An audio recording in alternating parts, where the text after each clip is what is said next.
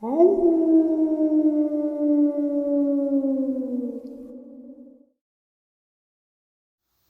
greetings and salutations, everyone. I hope everyone is doing well, and welcome back to tonight's second half. Before we jump into it, a couple links. As many of you know, I rely on Patreon, PayPal, channel membership, and the merch to help the channel to continue to grow and go. Links to Patreon, PayPal, and channel membership is in the description below.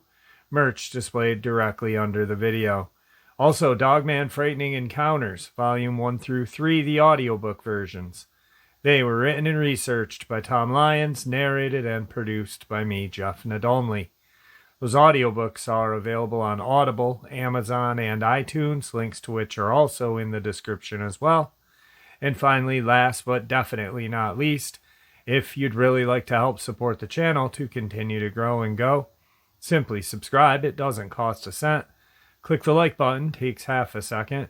If you don't want to miss out on any of the informative uploads I put out daily, click that bell icon, and folks, please leave a comment. Why? Well, because these things really do help the channel to continue to grow and go. And yes, folks, they definitely do matter. Now, everyone, I have taken far too much of your time. Let's jump into tonight's second half, shall we? A experience that came out of the Canadian Rockies, out of a region called Tumbler Ridge. And a gentleman reached out to me, just kind of shared a little bit of the information of what he can vividly recall. And then he had a friend with him. He wanted to get his side of the story. He wanted me to get his side of the story so I could just share it completely with you. Tumbler Ridge is in the Canadian Rockies. It's in the middle of the Canadian Rockies, deep. And it's a municipality. It's not very big. There's about 2,000 folks that live up there. And it's pretty much a coal mining town. More or less a city with 2,000 people, because it's not spread out. It's kind of right there, buildings and such. Small city, I'd consider it. And so these guys had gone out hiking for the day, and they went out to an area called Mount Puggins. And they wanted to go hike up into that area, go check out the fire lookout station, and just kind of make a day of getting away from work, kind of just explore the area. They are not native to Tumbler Ridge. And they actually met through work while residing up there. So via the first person that I spoke with, they had hiked for most of the day, and they were going to camp out. They found this really nice. It's like it's not a lake, but it is part of a lake. There's all these little ponds that are spread out, that are either attached to the main lake via a underground kind of stream or aqueduct, or an above ground stream. And they found this really beautiful little pond. They're sitting down, just relaxing and looking out, just really beautiful day. And what they see on the other side is what appeared to be a boulder. All of a sudden, the boulder starts to move, and they both are like, hey, what the hell is that movement? What's going on? And it starts to rise up, and they realize that that's not a boulder. That is a set of shoulders attached to a head. That's an awful big head. And this humanoid creature kind of walks out of the pond, not facing them, on the opposite side of this pond and stands there completely nude, no hair, humanoid in every way, human-like in every way, minus being somewhere between 16 to 18 feet tall. And they kind of gasp, like, what the is that, out loud, and this thing hears them and turns around. As it had turned around, it was putting kind of like it's almost like a kind of hide skinned outfit thing that it had must have constructed. Obviously there's needlepoint, but it didn't really look like a Fred Flintstone loincloth thing. It fit like a shirt and like a set of pants. It had turned and looked at them, and they both got up and started running, not knowing exactly where to run to. Like I said, they're not native to this area. They've never hiked this area before. And they just knew where this fire lookout was on Mount Puggins. And, you know, they're thinking, let's make our way back that way. Now, where they are in the Canadian Rockies, there are, you know, high points and low points. And as they're running, they don't see this giant coming after them. They don't hear it. They don't see anything. They just run because they realize that it saw them. All of a sudden, they hear a bunch of racket coming through the woods. It sounded like a bulldozer was plowing through the woods, and it literally was running through the trees. They were on a trail, of course, and this thing's just kind of making a straight line towards them through the trees, just knocking trees over. And the initial gentleman that I spoke to, he had fallen and hit his head, split his forehead wide open, knocked himself out cold. His friend had dragged him about 20 to 30 feet into this kind of cavern, barely big enough to fit both men, deep enough to where this thing couldn't stick its hand in. It was about 10 to 15 feet back from the entrance to the wall. So it's trying to stick its hand in to get them. The first gentleman doesn't remember that part because he was out like a light. The second gentleman, from his perspective now, was when they saw this thing, what he saw was the same exact thing up until he fell, hit his head. This thing looked down into this cavern and stared at them. It did have a very human-like face. He said that it didn't resemble any kind of primate face. It didn't resemble a Bigfoot face. It didn't have that kind of broad nose, like a caveman and how you would think a giant would look like. He said that it had almost Anglo features to it. It was very white. It had kind of this sandy blondish hair. Not blonde and not brown. So just this sandy blonde hair. And it had green eyes when it looked down through this cavern opening at them. It's sticking its hand in trying to get their legs or any part of their body. He's trying to keep his friend's legs away, hoping that his friend will wake up and not freak out and kick his legs out or kick him out, in a state of panic.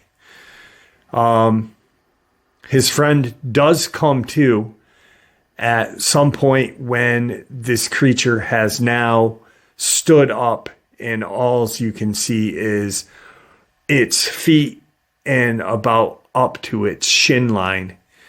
And it starts walking kind of around.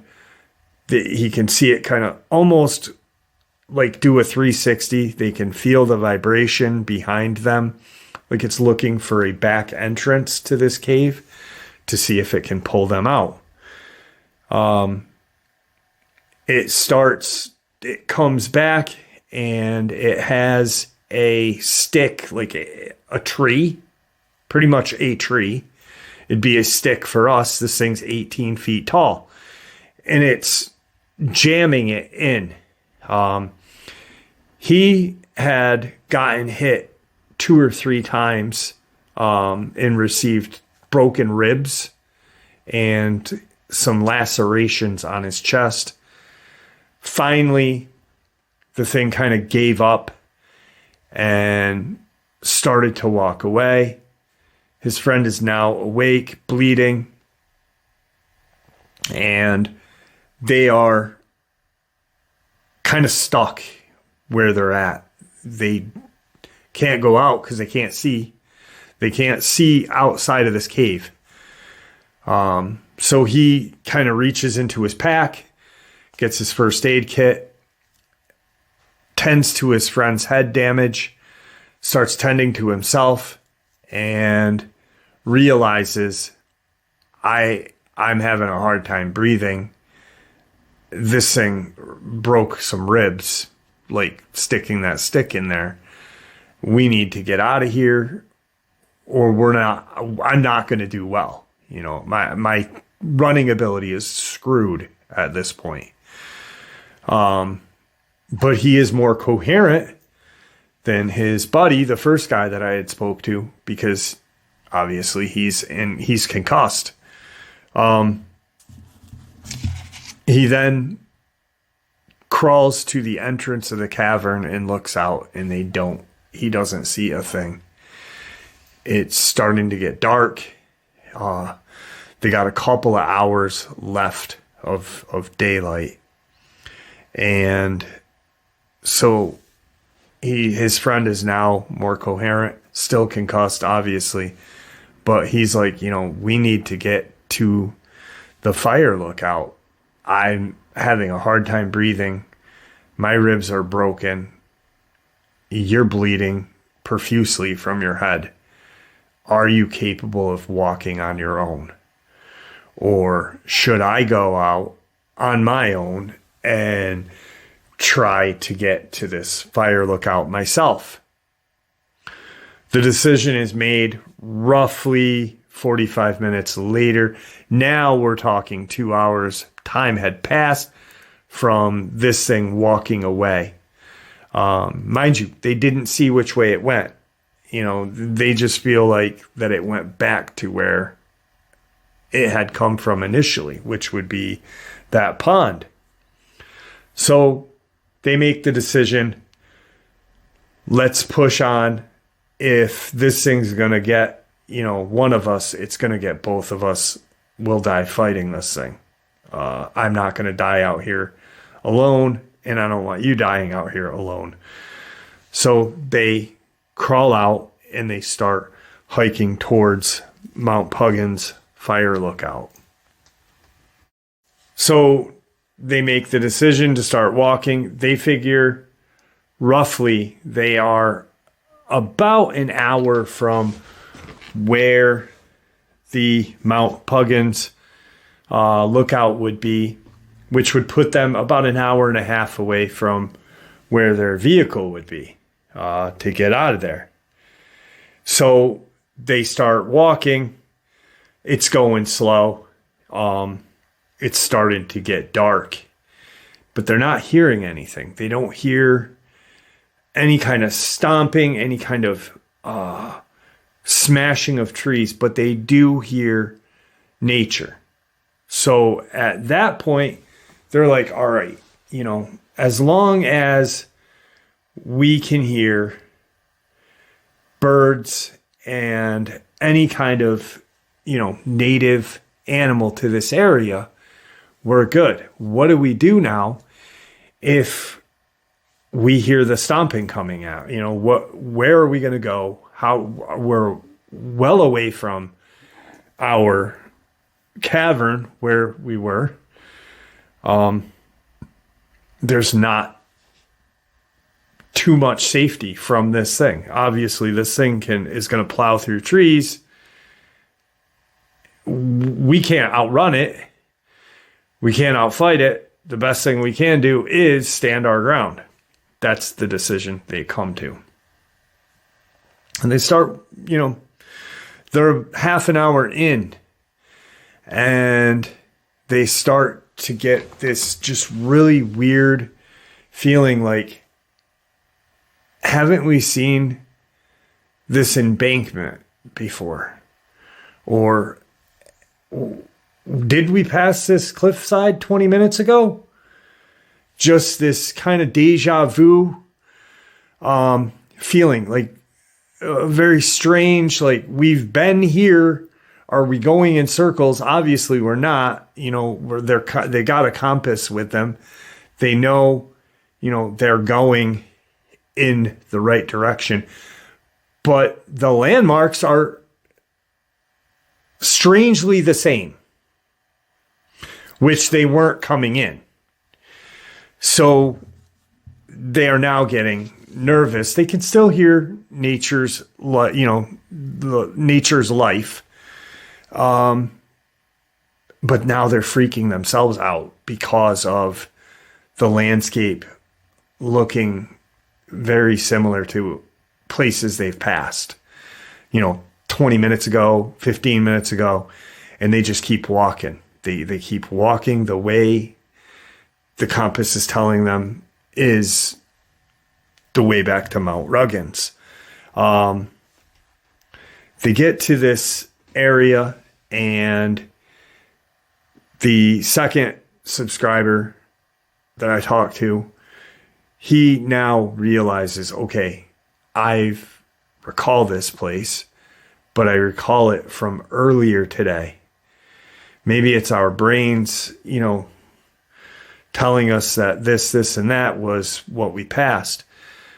But later on, after they get out of this area and they do get home safely, they start to discuss it, and it gets real strange. They can see now in the distance the fire lookout, and they're both like, we're good. We're good. They've got about 20 minutes to, the speed they're walking, 20 minutes to this fire lookout. It'd be 10 minutes for someone who's not hurt, someone who's not dealing with, being concussed, and someone who doesn't have broken ribs. Now they are halfway from where they initially were when they first saw it, and they look over to the right side where there's a mountain chain. It's part of this mountain, part of the Rockies, the Canadian Rockies. And they realize that the silence has struck. There is no noise. There is no wind. There is no call of the birds. There's just nothing. And they both start to get, they both realized it at the same time. And they get really freaked out. And they stop, and they're starting to look around, thinking this giant is going to come out of the woods and just grab them before they get to the lookout. And the first subscriber is like, I'm okay. Let's, keep walking. We're almost there. Second one, the one who saved the guy that I spoke to initially says, let's go. You're right. Let's go. We're not hearing anything other than the silence. We'll keep pushing on. They are approximately a football field length away from the fire lookout. And they hear this kind of wail behind them. It didn't sound like a howl. It didn't sound like kind of anything they had ever heard. They both have looked into different calls. Like they've both listened to,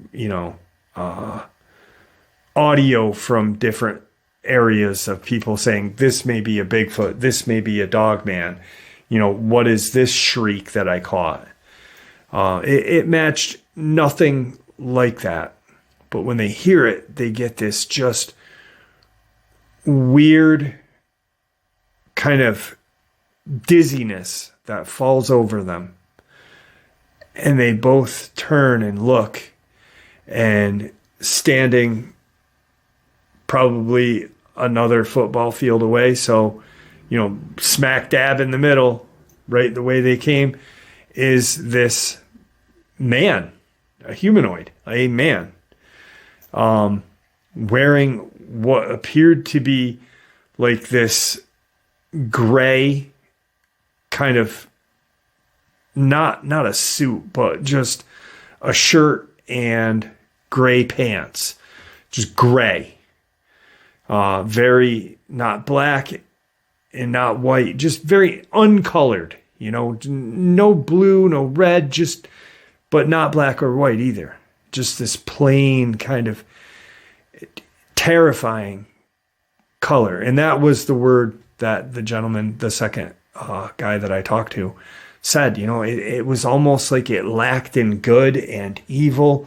Good you associate with white, black, pitch black is evil, and color is human, is, the in-between.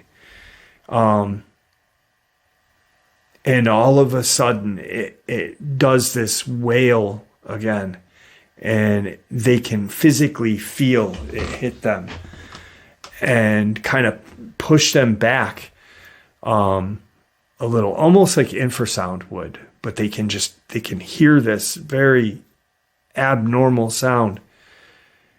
And what they see next, they don't know what or how to classify it, because it stood there and it appeared to be wings just spread out from behind this thing's back, and it just took off straight up into the sky and went back towards the way they had just come, back towards where this giant was at.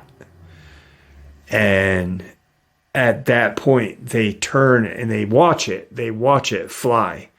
And both said it was like 4 wing strokes, and it was just, so fast. It didn't fly like a bird. It flew like nothing they had ever seen. It didn't have red eyes, because I was like, do you think it was like something like the Mothman? And they were like, no, it had human features. It didn't have glowing eyes. Obviously it's getting darker, and it's about a football field away from us, but you could still make out that it had that human kind of design to it. No glowing eyes, and it just shot up into the air. And I was like, well, how big do you think this thing was? And they both said, probably 7.5, 8 feet tall, bigger than us, smaller than this giant that we had just seen, by far smaller, but bigger than us. And its wings appeared to be, 6-7 feet on each side. And it just went straight up. Crazy enough is its wings were the color of its pants, or the clothing it was wearing. So it was gray, these gray wings. They couldn't make out hair. They could make out like human skin. Not African American black, not Caucasian white, but like this kind of combination of both. But not like a reptilian, nothing like that. Just this gray, except it's what, you know, their hands. They could see their hands and they could see its face. Sorry about that. And it was gone, but it was gray. They get to the lookout and there is a fire ranger there. And he is, you know, runs up and sees them. And the guys are like, "Did you just see that?" And he's like, "No, what are you talking about?" And they're like, "Didn't you just hear that, like, kind of wailing?" And he's like, "I didn't hear a thing. What are you talking about? You're bleeding. You're freaking hurt bad. We got to get you out of here." And both guys are like, "Just take us to our car, you know, give us a ride to the car. We don't have a way of getting back to our car." And he's like, "I'm taking you guys to the hospital. You guys are going to the hospital. And you guys can, you know, I'm sure someone will get you to your vehicle. If not, I'll make arrangements to get your vehicle to you, to your hospital, to the hospital." They get in the vehicle and they kind of start asking the ranger questions. Like, they do not say anything about the giant, nor this humanoid with wings that just watched them. Literally was just watching them. And, you know, did nothing to cause them harm, but did cause fear. Because obviously you're going to be, you know, it's going to startle you. You just got chased by this fucking 18-foot monster. And then here's this humanoid that's gray and it's got these wings and it goes straight up and gone. But they hint around to Bigfoot or the paranormal. And, you know, he kind of laughs and says, "You know, this area has a history of playing games with people's minds. But I myself have never seen anything out here. I've had some weird feelings, but I've never seen a Bigfoot or any kind of, you know, ghost, any kind of monsters, you know, just weird feelings." They get to the hospital and they are treated for broken ribs, lacerations, concussed laceration on his forehead. And they get admitted overnight. They are in separate rooms and they are, you know, resting. The next morning they figure out, you know, hey, the ranger he had, you know, another ranger come with him to bring your vehicle back. It is in the parking lot out here. When you guys get discharged, we'll give you the keys and you can go home. Soon enough, they're discharged and they head home. They keep everything that happened to themselves, but they discuss it. Like, that was a giant. Yes, they agreed that it was some sort of giant. They start to look into humanoid creatures with wings. But then they start to realize, like, this wasn't like a gargoyle. This wasn't how the people describe the Mothman, because they're looking at different explanations and sightings of whatever. But minus it being gray, being this neutral color, and having that powerful like wail, like just this whoosh, it reminded them of an angel. And, that's literally what both of them said to me. They did talk to one other. They've only shared it with one other guy, another friend of theirs who has gone hiking up in that region. And he has gone past, deeper into the Canadian Rockies. And they said, this is what we saw. We were sitting here watching, this beautiful pond, just relaxing. And all of a sudden it comes out of the water. This boulder, this thing that we thought was a boulder, a rock, is now a head and shoulders. And he's kind of like, what the? But he had his own experiences out there with something different. He had seen a large bipedal / quadruped dog, like a wolf, just this monster wolf, that reminded him of the nothing from the Never-Ending Story. But it walked on 2 feet. It was quadruped at one point. And this thing was 8-9 feet tall. And it had stalked him through the woods, not attacking him, but making itself known as he's walking. He's on this trail here and this thing's over here in the woods, just, creeping along, watching him.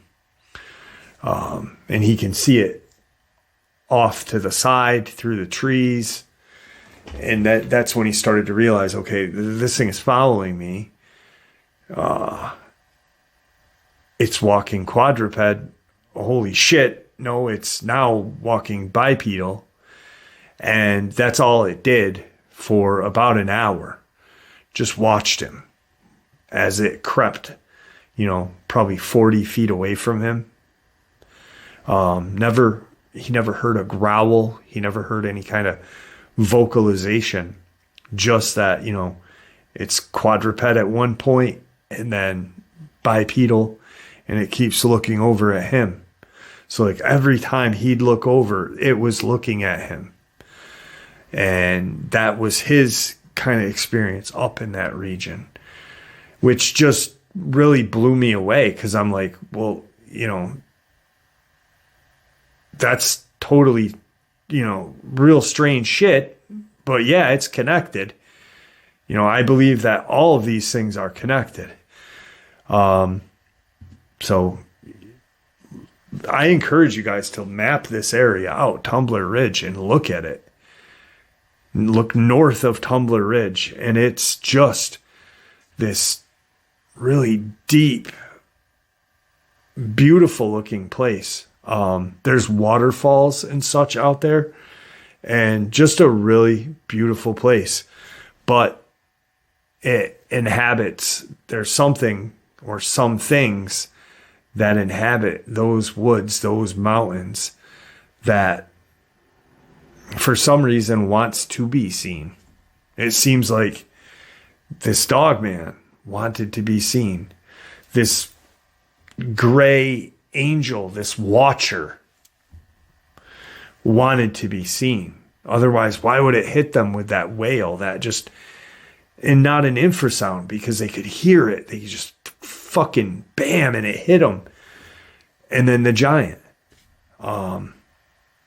It's all connected. And the Canadian Rockies Native Americans have talked about how, strange northern Canada is, especially in the valley, the Headless Valley with the Wahila or whatever.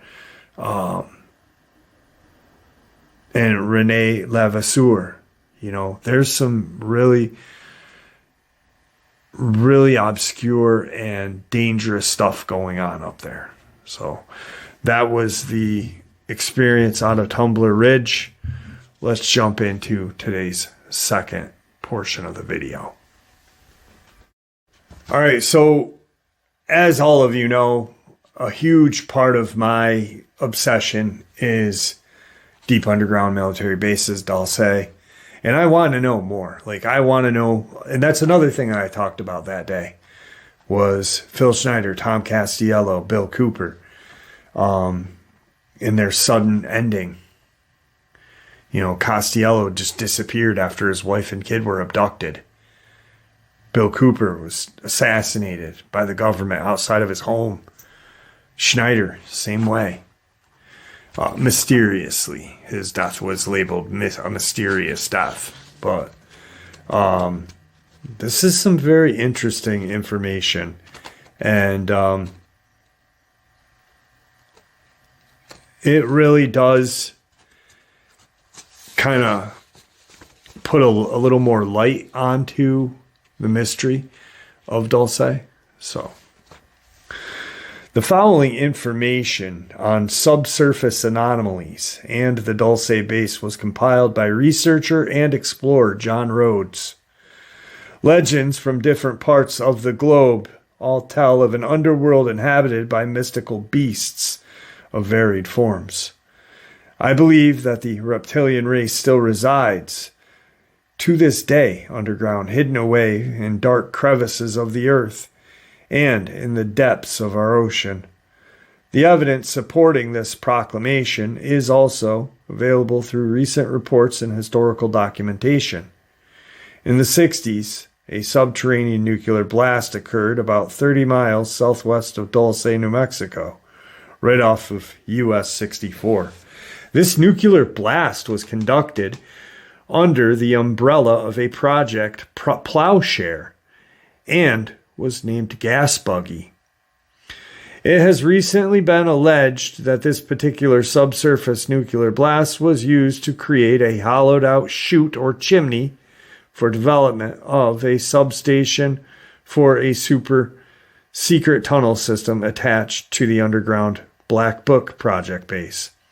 According to the infamous Tom Castiello, another hero of mine, a former Dulce-based security technician, this particular underworld city is a highly secretive base operated by humans as well as reptilian aliens and their worker caste.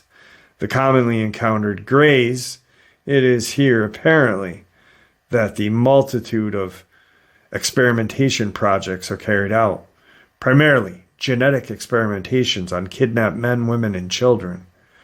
There are a myriad of other specific science projects taking place at Dulce, including, but not limited to, atomic manipulation, cloning, studies of the human aura, advanced mind control applications, animal and human crossbreeding, visual and audio wiretapping. The list goes on. Dulce, New Mexico is a strange place indeed. It's a sleepy little town perched upon the Archuleta Mesa, just south of the Colorado border in northern New Mexico. Tourists pass through it sometimes, see little more than life in the town, other than that of a scruffy dog lazing spread out alongside the dirt road. Some claim that upon entering the town, black vehicles with heavily tinted windows tailgate them until they are outside of the city limits and heading out of Dodge. In addition, several other sources who wish to remain anonymous reported oddities in their work with Operation Plowshare during the 60s. The project was created under the guise of the use of an atomic bomb during peacetime and forged ahead under the umbrella of natural gas exploration. In fact, several of these multi-kiloton blasts were used as a rapid way of developing huge subsurface chambers for the facility development. It is then reported that technology to clean radiation is available and already in use in such projects. While I lectured Friday, August 13th of 93, this would be John Rhodes, in Las Vegas, I made public for the first time ever the floor plans to the levels. Oh no, this is Castiello. When I lectured on Friday, August 13th, 93 in Vegas, I made public for the first time ever the floor plans of levels 1 and 6 of Dulce. These floor plans were reproduced from the originals that were handed to Tom Castiello's friend. However, believes that it's time to begin revealing the missing pieces. Sorry, while I was reading that, I kept hearing something out behind me. All right, these floor plans were reproduced from the originals that were handed to Tom Castiello's friend. This friend did not previously release the floor plans because they were being used as verification device to the claims of abductees that say they were there. To date, the originals have verified and disproved many stories circulating the field in ufology. This friend of Tom Castiello, however, believes that it is time to begin to reveal the missing pieces.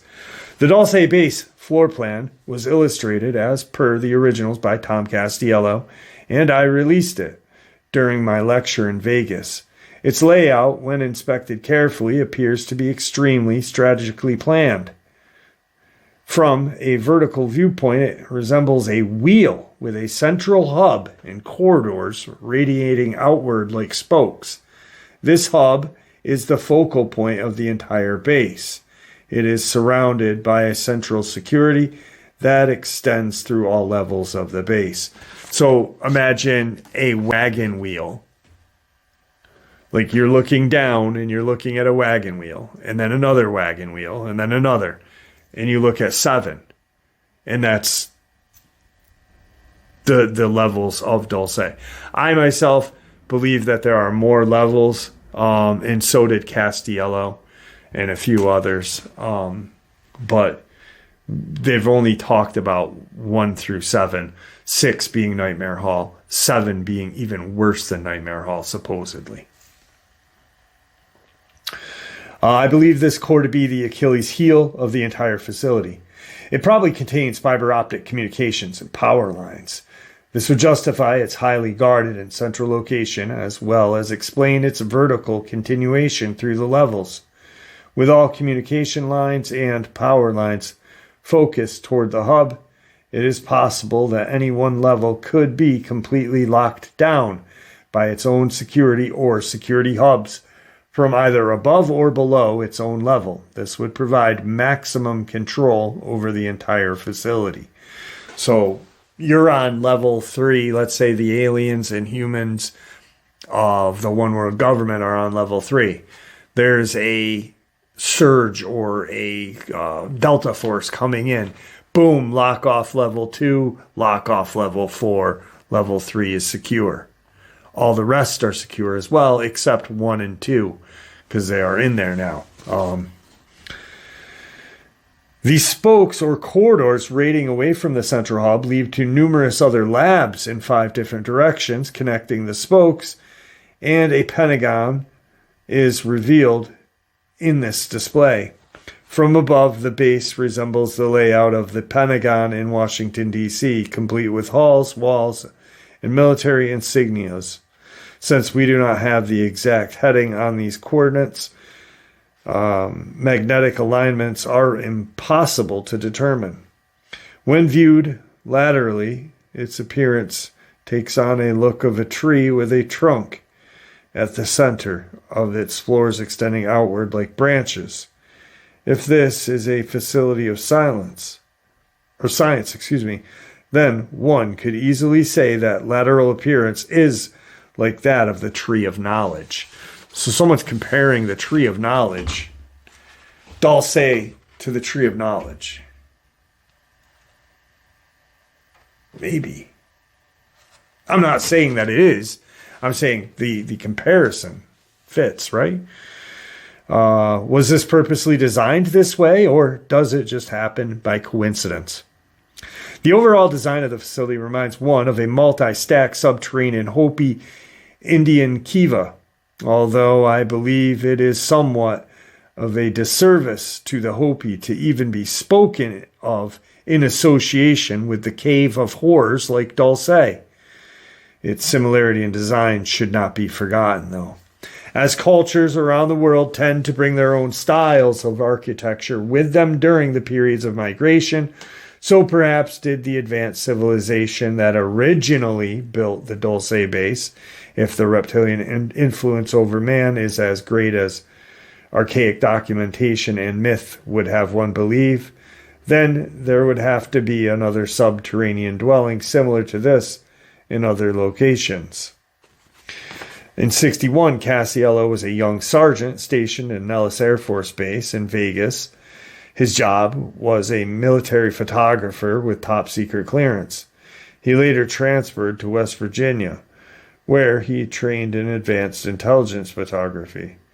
He worked inside an undisclosed underground installation, and due to the nature of his new assignment, his clearance was upgraded to TSIV. He remained with the Air Force as a photographer until 1971, at which time he was offered a job with the Rand Corporation as a security technician. And so he moved to California, where Rand had a major facility, and his security clearance was upgraded to Ultra 3. The following year, he met a woman named Kathy. They married and had a son named Eric. In 1977, Tom was transferred to Santa Fe, New Mexico, where his pay was raised significantly and his security clearance was again upgraded, this time to Ultra 7. His new job was as a photo security specialist in the Dulce installation, where his job specification was to maintain, align, and calibrate video monitoring cameras throughout the underground complex, and to escort visitors to their destinations. Once arriving in Dulce, Tom and several other new recruits attended a mandatory meeting where they were introduced to the big lie that the subjects being used for genetic experimentations were hopelessly insane, and the research is for medical and humane purposes. Beyond all that, all questions were to be asked on a need to know. The briefing ended with several threats of punishment for being caught talking to any of the insane or engaged conversations with others not directly involved with one's current task. Venturing outside the boundaries of one's own work area without reason is forbidden, and most of all, discussing the existence of the joint alien/U.S. government base to any other outsider would generate severe and, if necessary, deadly repercussions. Thomas did his job as his superiors demanded. At first, his encounters with the actual gray and reptilian beings in the base were exhilarating, but soon he became acutely aware that all was not what it appeared to be. Wouldn't you... Man. I guess that's how they did it. That's how they roped him in, if you think about it. You're doing a great job, buddy. You're with the Air Force. Come work for us, the Rand Corporation. And which I do believe Rand owns BlackRock, if I'm not mistaken. But come work with us, and we'll give you some better pay and some more security clearance. And then here you go. Go here. Here's a ton of money, probably triple what he was making in California. And now you have Ultra 7 clearance. Who wouldn't want that? That amount of money, that amount, he's just has a new family, and he probably thinks or probably thought that he was doing good. It was the American way. But wouldn't you be a little suspicious? Don't say shit about these reptilian monsters or these grays that you see. I see a reptilian, I'm immediately going, that's a monster. Why are we hanging out with monsters? Anyway. Thomas slowly began to sense that there was an underlying current of tension existing between some of the personnel and himself. Once in a while, he would walk around the corner, interrupting a series of discussions between coworkers, and as Thomas, a security officer, these talks would die off into a short murmur, and the individuals would part company. One particular day on his job, he was going to a various place on the base to align the security monitoring cameras. When it was necessary, this afforded him the opportunity to venture out and witness things that would stagger the imagination, what I was just talking about. Later, he was reported seeing laboratories that investigated the following: auric energy fields of humans, astral and spiritual body voyaging and manipulation, psi studies, advanced mind control analysis and application, human brain memory recognition, acquisition and transfer, matter manipulation, and human/alien embryonic cloning. That's enough to scare anyone. Rapid human body replication by use of energy/matter transfer, complete with an individual's memory from the computer memory banks, and other scientific advances.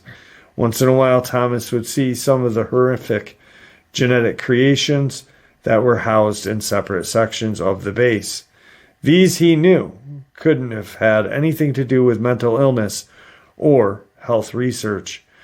Thomas did not want to look any further. For every time he discovered more pieces to this underground maze, it became more and more overwhelming to accept. His curious mind, however, implored him to search for the truth regardless. One day, Thomas was approached by another employee who ushered him to the side.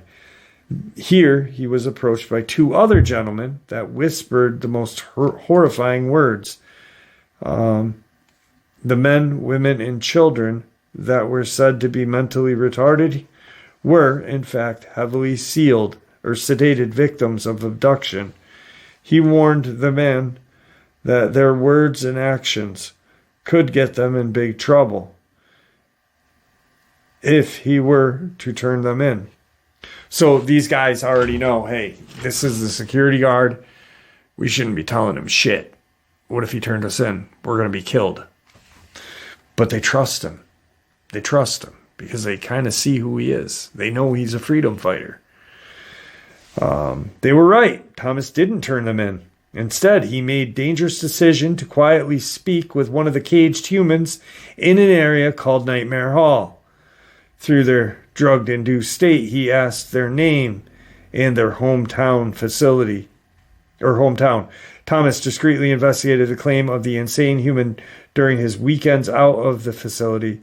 He discovered through his research that a person had been declared missing in their hometown after vanishing suddenly, leaving behind a traumatized family who followed dead ends and trailed flyers.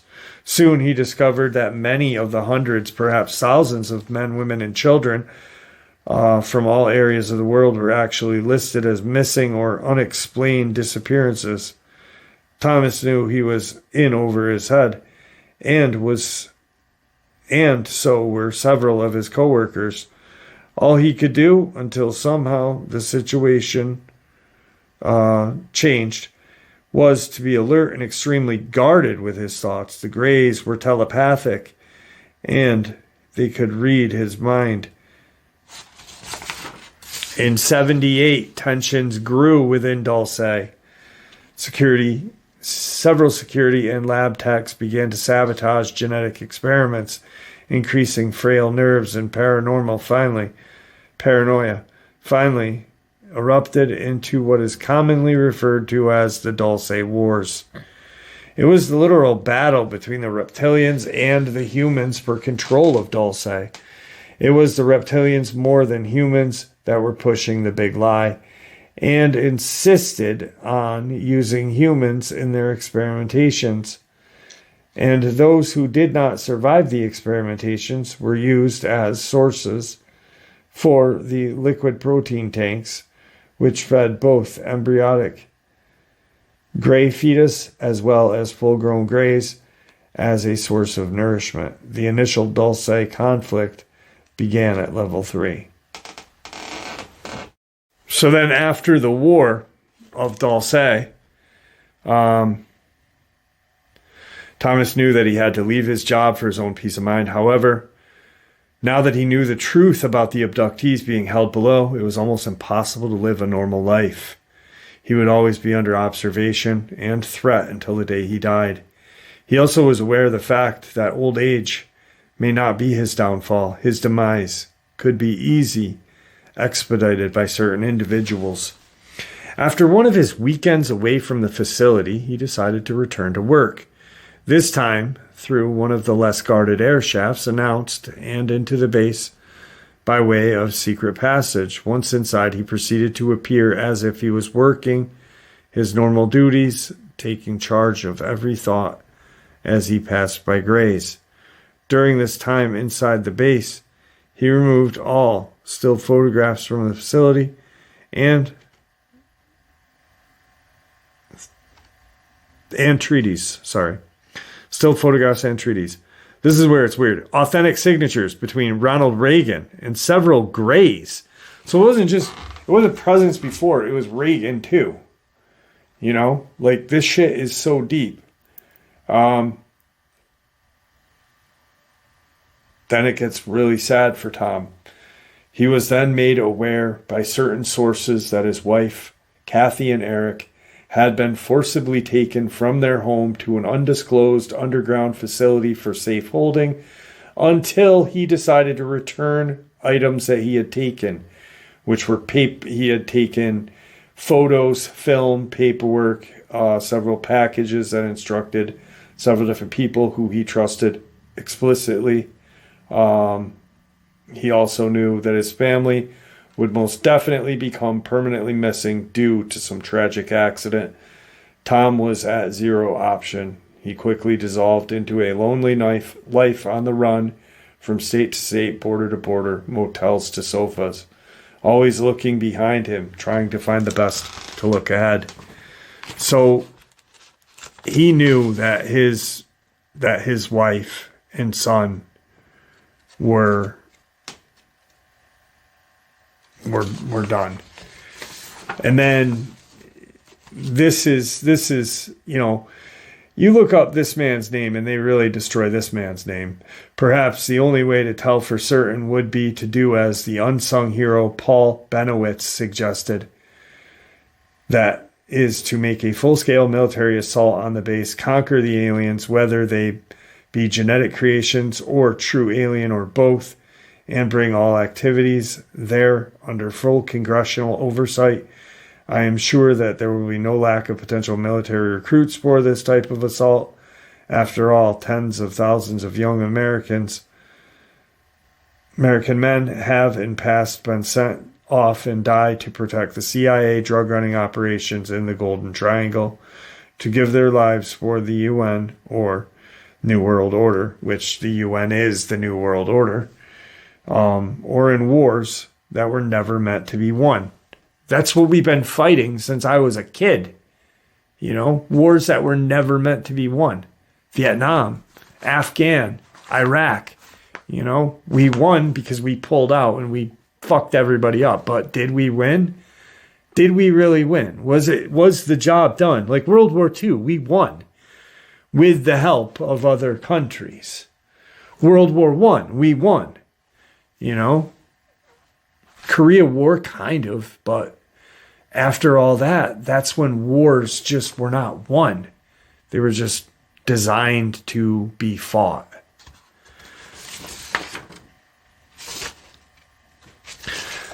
This is something interesting. I just want to share this one bit of information really quick and then end today's first upload off with this. So I don't know if you can see how thick this is. This is a interview that was done with Tom Castiello. I had shared one on my channel. I can't read this entire thing tonight, and I'm not going to even try. I'll probably do it in like the daytime when I'm wide awake. But I want to end this upload with a real thinker. Tom Castiello replies, "They didn't try to create hybrids. The humans at the base did try to create hybrids. As far as Thomas knows, in line of experimentation was a failure. He didn't see alien human hybrids. He saw alien animal hybrids." So they didn't create alien human hybrids. What they created was alien animal and human animal hybrids. So the crawler,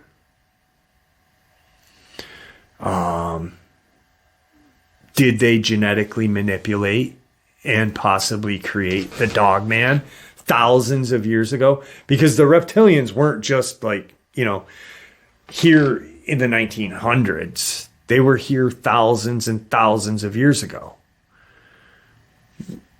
Were these monsters created genetically? And if you think about that, thousands of years ago, these aliens being here underground had the capability to create things like that back then. That explains a lot of what went on in Mayan civilization, Egyptian civilization, both said to have stargates, both said to have these unique powers of whatever. There is proof of there being a nuclear explosion in Egypt thousands of years ago. These things have been here for a long time, and they've been experimenting with things that are evil, pure evil. And then that one world order, new world order, the UN wants to be part of it. And to be part of it, they have to contain us. And what do? How do they do that? Well, they build these huge FEMA encampments in Alaska or underground. These things are huge. Who knows? Hopefully never, but we may be on some kind of March trip, one day. Where are we going? Well, I got this great surprise for you. Check this out. It's the greatest thing. And then we find ourselves in one of these encampments. During these natural disasters, who's to say the people that are never found? They are, but they are in some FEMA camp up north where there is no kind of any eyes except the ones controlling everything. All right, folks, there you have it. Tonight's second half, just some very horrific things for you guys to think about and really look into, to be honest with you. There's a lot of this. You can just look into it on Google and the answers are there. There's a lot of weird and dangerous stuff going on right below our noses that we don't even want to have any idea of, These creatures are out there and they are real. And these government lies are happening. Guys, please, just take a look at it. Anyway, that is tonight's second half. I hope you all enjoyed it as much as I enjoyed sharing it with you. Thank you all for supporting the channel.